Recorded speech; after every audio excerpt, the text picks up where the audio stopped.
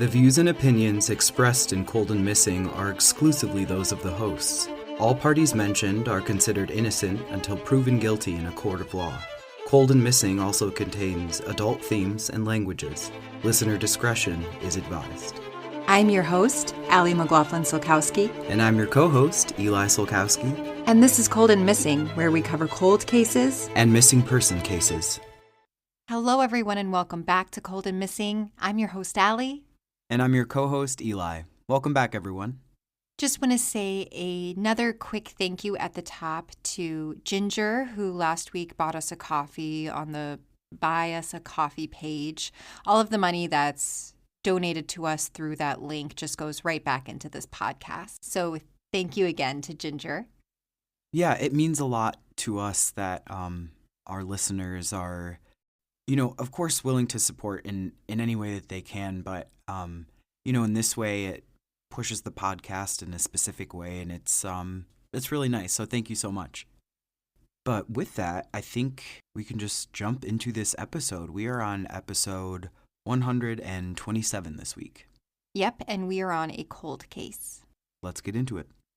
So just as a quick content warning at the top, this case does involve a young person, and there are some brief mentions of sexual assault and domestic violence. Today, we are talking about the cold case of Christina Pipkin, and this takes place in May of 1991 in Hickory Ridge, Arkansas. But first, a little bit about Christina. Christina is 9 years old in 1991.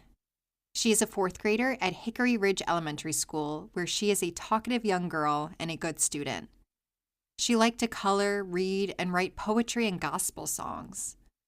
Her mother, Frida, says, quote, "She's got a lot of interests, and she's just as smart as she can be. She wrote a song called I Love You, and when she started singing it, it sounded like about a person. In the end, it was about the Lord." End quote. Christina and her family had just moved to the little town of Hickory Ridge a few months before the timeline starts. The town is small. It has a population of less than 500 people. The mayor of Hickory Ridge is also the fire chief, the plumbing inspector, and the water operator for the town, just to kind of paint a picture for you. Christina is tall for her age. She stands at 4'9" and weighs about 80 pounds. She has short brown hair and brown eyes. And now a timeline of events. On Saturday, May 4th, 1991.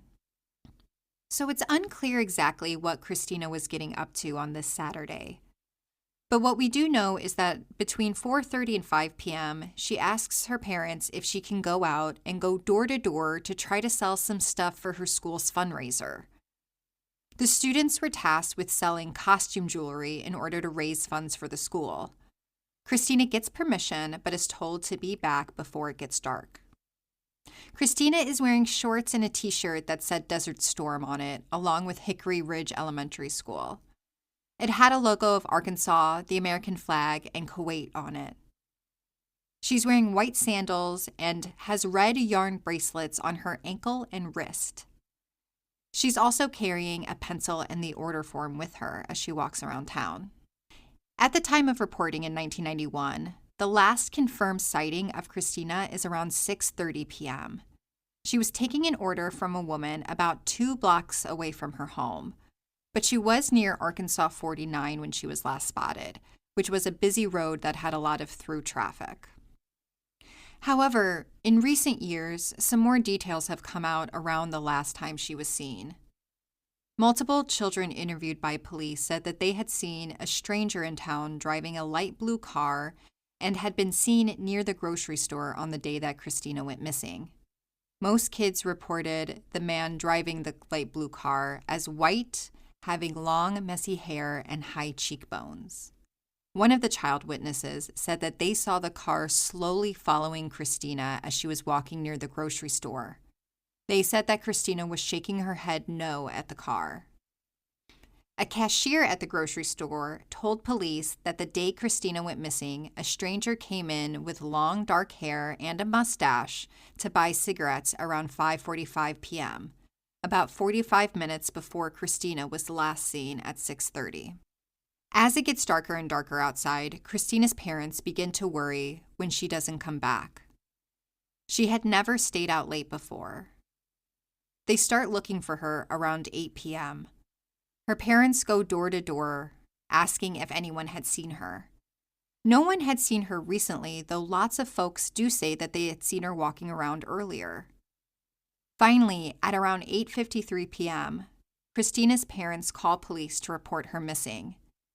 The town is so small that they don't have a police force themselves, but the county sheriff shows up and takes the search seriously. The town's emergency alarm is sounded, and by 9:30, more than 250 volunteers had showed up to help search. That's over half the town. Nobody thinks this is a runaway situation. People search through the night for Christina, but they don't find any sign of her. The next day, Sunday, May 5th, another massive search is launched as the day breaks. People are searching on foot, horseback, ATV, helicopters, and airplanes looking for any sign of the little girl. With each passing hour, the search gets more and more desperate. Investigators say, quote, "It's getting past the time when she may have stayed all night with a friend and didn't call her parents. It has the appearance of an abduction," end quote. By Monday, so Christina has been missing since Saturday night, the FBI joins the search for the missing girl, and searches continue throughout Monday and into the next day, Tuesday, May 7th. Christina has been missing for 3 days now when the search comes to an end. In the evening hours, just over the border into the next county, about 4 miles from where Christina was last seen, a man and his sons are walking down to a nearby bridge to check on the water levels. The bridge went over Cow Lake Ditch, a water ditch that runs for miles in between fields of crops. At this time in 1991, the water was about 9 feet deep, but it did fluctuate. When the man and his sons get to the bridge, one of the sons notices something in the water. The man goes down and realizes what he's looking at. He brings his sons home as quickly as he can so he can call the police. When police arrive, they find the body of Christina in the water. Her body is fully clothed, but her white sandals are missing. Also missing is the pencil and order form that she had been carrying. Cross County Sheriff Ronnie Huey says, quote, "We haven't a clue as to what happened. There's nothing that we can even build a theory on yet," end quote. There are no obvious signs of trauma to her body, according to police. No bruising, cuts, scrapes. Police say that they will need to wait for the autopsy before commenting on a cause of death. However, police immediately begin to treat the death as foul play. The next day, Wednesday, May 8th, Christina's autopsy is conducted. Her cause of death is labeled as drowning, and the autopsy confirms that she had not been sexually assaulted. Police do believe that she died where she entered the water, and she likely died on Saturday, the day that she went missing. Police still believe that foul play is involved. They point to her missing shoes, and they don't believe that she could have walked 4 miles without anyone else seeing her on the busy road. Police say, quote, "We're going to keep scratching and digging, trying to get that one clue that will get us started. You just keep on keeping on. Someone is going to remember something or we're going to kick something over," end quote. Christina's parents support this. Christina couldn't swim. There would have been no reason for her to walk so far out of town to go swimming. And when they did go swimming, she would only splash around in the shallow end because she didn't like going where she couldn't touch the bottom. Police spend all day searching the area where she was found for additional clues. Divers are sent into the water, but nothing further is recovered. Her shoes are never found, and neither is the pencil she was carrying or the order form. On Friday, May 10th, just shy of 1 week since she was last seen, Christina is laid to rest. Police still have 0 leads in the case. They have talked to a few people, but no one has emerged as a real person of interest or a suspect. Both of Christina's parents will be questioned by both the police and the FBI, and both of them will be cleared of any suspicion. The case very quickly goes cold.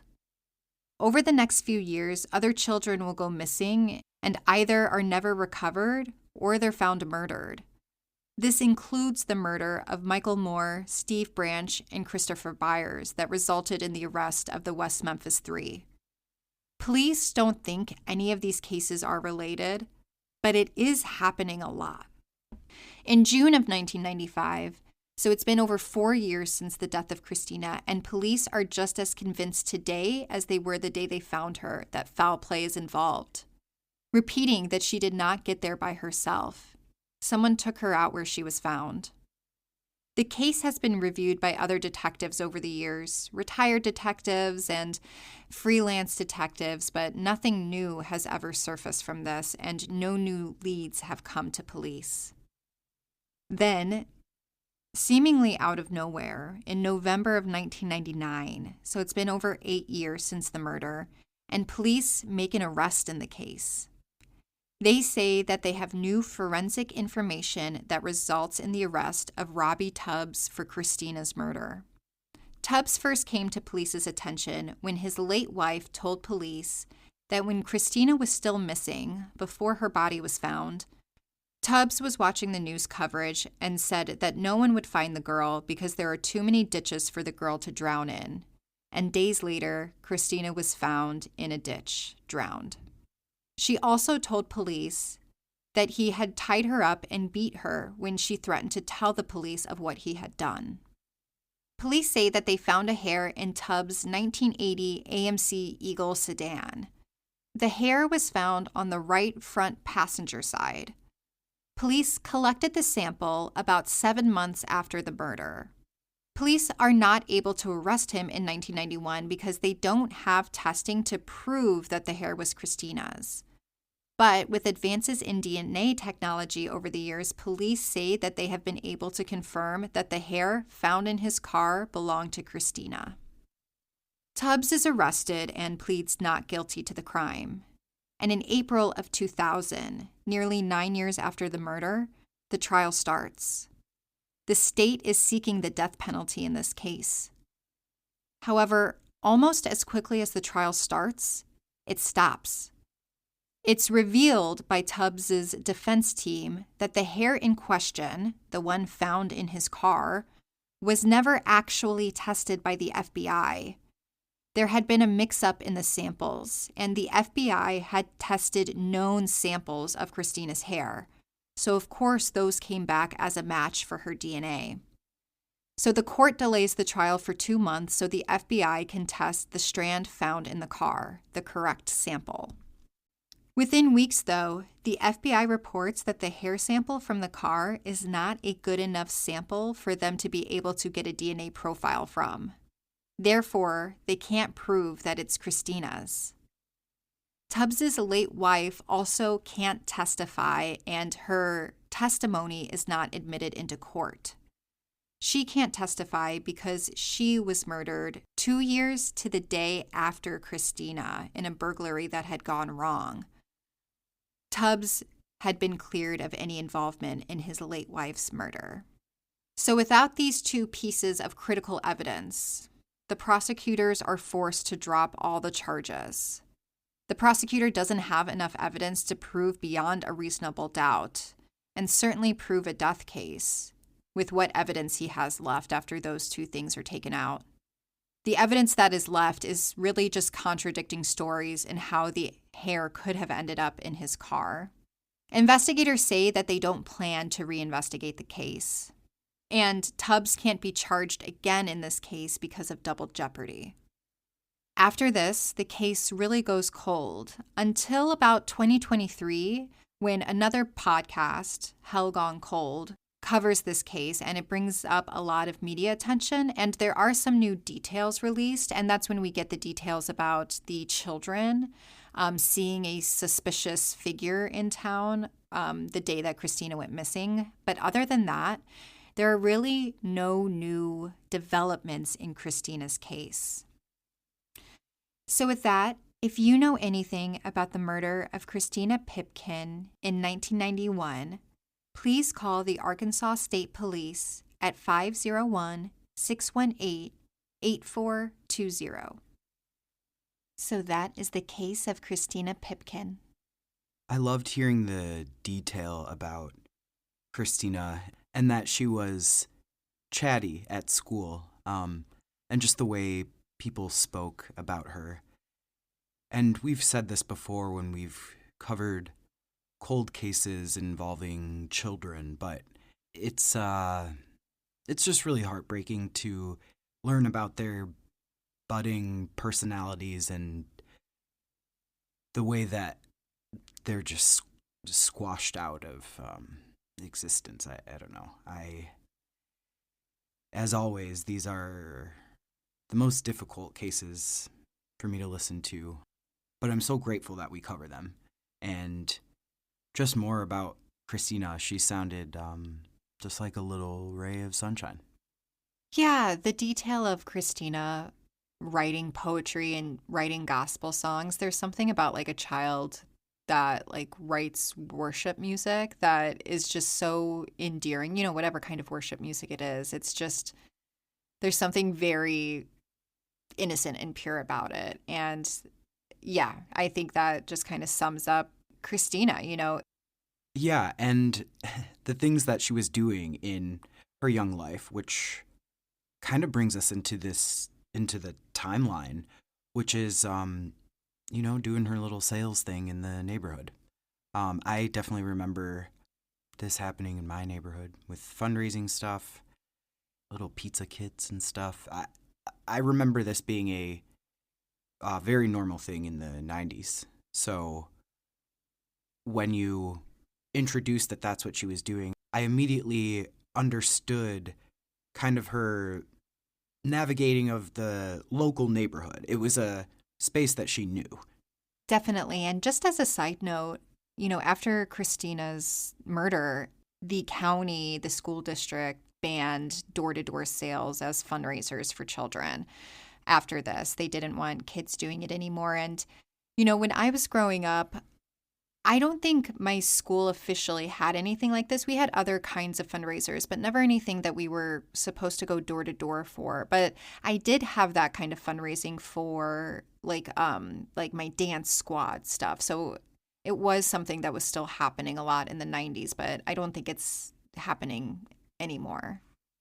I wanted to ask a more specific question about this part of the timeline. I didn't catch when you said that she asked her parents to go out. What was that time window? So she left her parents' house between 4:30 and 5 p.m. and was last seen at around 6:30 p.m. So this was, perceivably daylight for the most part. Yeah, it would have been the early evening hours, but the beginning of May, so the days are getting longer every day at this point in the year. When you were speaking about her route and mentioning through lanes or through traffic, is that just like concentrated areas where lots of people are crossing from like different towns or cities? Yeah, she was last seen, I believe, near Arkansas 49. And so this is like a highway country road, and it kind of links some major cities, and it runs right through the small town of Hickory Ridge. So there's usually a lot of just traffic on this road as people kind of go from one city to the next. Thank you. I think I had, a loose understanding, but that definitely clarifies things, which, brings me to what you spoke about next, which is this man, this creepy mystery guy with the mustache who he also buys the cigarettes, right? Yeah, the grocery store clerk said that she sold cigarettes to a strange man that matched the children's description of the man that they saw around 4:45 p.m. You bringing up the grocery store clerk, I feel like I can't not mention the community here and the unwavering support that this family received in search of Christina. And, I was kind of impressed at how law enforcement showed up as well. A tiny, a small community, but very mighty. The love is clearly there. Yeah, The town definitely showed up for Christina and searched for them. But I will say this, and I didn't mention it in the timeline, but just since you mentioned it, the small town of Hickory Ridge did fall into some small town traps of, rumor mills. And the town eventually was like pretty vicious towards Christina's parents. And they ended up moving just months after they buried her because they couldn't take the rumors or people saying they weren't acting right. Or a lot of townsfolk were upset that the family had used funds that were raised for a headstone, but the family had used it on other expenses at the time. So, the police had to kind of come out again and again and say that her parents were not involved because people wouldn't stop speculating and spreading rumors that they were. That's so sad and so unfortunate that there was another side to the same coin. But with a tragedy like this rocking a community, I think it can change people as well. So that's devastating to hear because her parents absolutely deserve peace. More just like about the community in general, and that it is the size of 500 people. Is it common knowledge that there are small bodies of water in this area to outsiders of the community? I was just curious about that. Like, would someone have had to have known that small ditch or body of water was there to bring her there? No, that's a good question. So where she was found, police theorized that she would have been dropped right from the road over. So anyone driving along the road would have seen this water underneath. But again, and we'll have pictures of this on our Instagram of where her body was found, because I just want to emphasize that this, and I get why police truly believe foul play was suspected here, because this is not like a swimming spot. It's, it's off a highway, runs underneath it. If you're from the Midwest, you drive and do a long drive, you see this type of water all over the place. And, you never see people swimming, you never see people fishing. So this water it's not a place that a child who didn't know how to swim, I think, would be tempted to go swimming.